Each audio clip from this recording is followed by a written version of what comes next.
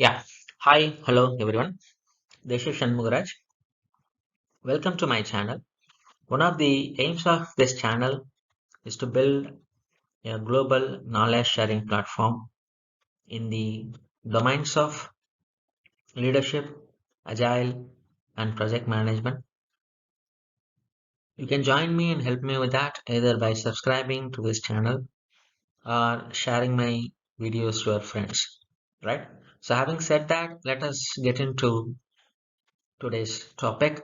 We are currently discussing some of the advanced topics in SAFe 6.0. We are continuing our topics related to organizing agile teams and arts, team topologies at scale. Today's topic is who are complicated subsystem teams.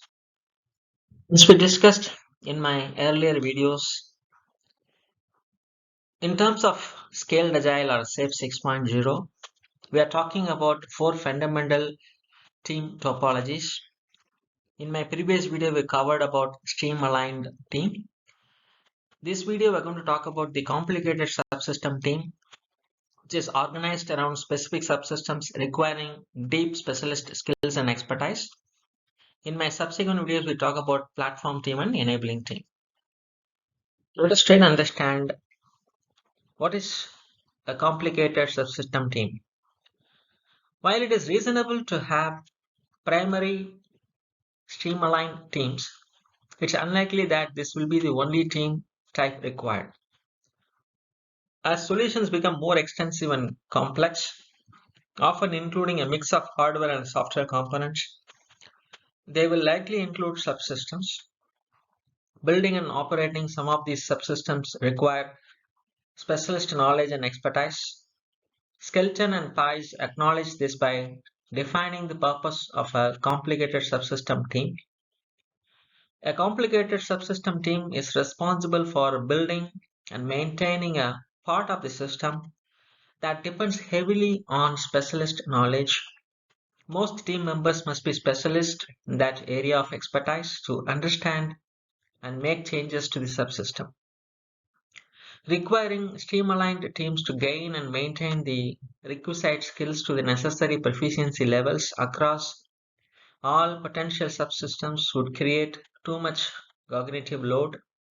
The teams can become overwhelmed by the complexity, unable to focus on a domain that can truly master.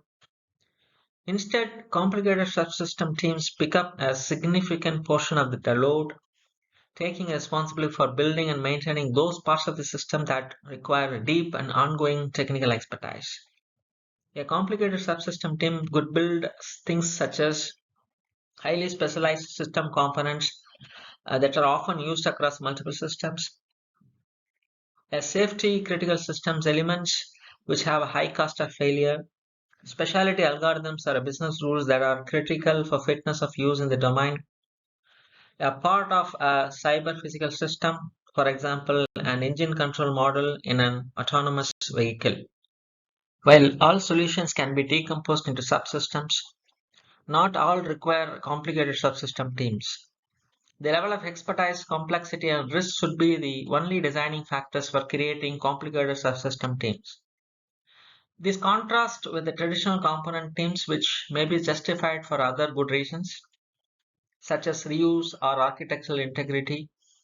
As a rough guide, a single art should contain no more than 1 to 3 complicated subsystem teams. The responsibilities and behaviors of complicated subsystem teams include build, maintain, and support the complicated subsystem, recognize and commit to the critical technical elements they build, maintain their level of expertise, continue to advance the knowledge and skills required to work within the subsystem domain, collaborate with stream-aligned teams, ensures that subsystems are developed to meet customer requirements, plan and prioritize effectively, align subsystem roadmap with the needs of stream-aligned teams, develop appropriate interfaces, hide the complicated nature of subsystems behind well-documented, easy-to-use interfaces, take responsibility for built-in quality, ensures the subsystem's quality, performance, and architectural robustness. With this, we have come to the conclusion of this video. Hope you guys got a better understanding how to go about, roll out complicated subsystem teams within our art. When do you need it? We talked about maximum you can have 1 to 3 complicated system teams within your art. We also talked about some of the examples of complicated subsystem teams where you need to have a high skill specialist areas, right? We also talked about the responsibilities of a complicated subsystem teams, right? I hope you guys like this kind of videos that helps you to become a better agile leader or a better agile transformation leader, right? So with that, I'm signing off. See you in next video.